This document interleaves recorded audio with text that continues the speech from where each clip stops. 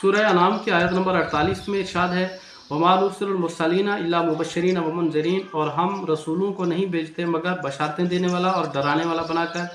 سورہ سبا کی آیت نمبر 28 میں ارشاد ہوتا ہے وما ارسلناک الا کافۃ للناس بشیرا ونذیرا ولکن اکثر الناس لا یعلمون، اور ہم نے آپ کو نہیں بھیجا مگر پوری انسانیت کے لیے ڈرانے والا اور بشارتیں دینے والا بنا کر، اور مگر اکثر لوگ اس بات کو نہیں جانتے۔ سورہ مائدہ کی آیت نمبر 19 میں اہل کتاب کو خصوصاً یہودیوں اور عیسائیوں کو ارشاد فرمایا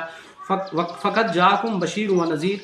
یقیناً تمہارے پاس ڈرانے والا اور بشارتیں دینے والا آ گیا، یعنی محمد صلی اللہ علیہ وسلم کے بارے میں فرمایا کہ اب بشارتیں، چونکہ انبیاء کا مقصد بشارتیں دینا اور ڈرانا ہوتا ہے، تو اب اہل کتاب آپ کسی اور بشارتیں اور ڈرانے والے کے انتظار میں مت بیٹھو، تمہارے پاس محمد صلی اللہ علیہ وسلم آ گیا ہے اور اس کے بعد اب کسی کے انتظار میں نہ رہو۔ تو یہ قرآن مجید سے بھی یہ بات ثابت ہوتی ہے کہ محمد صلی اللہ علیہ وسلم کے بعد کوئی نبی نہیں۔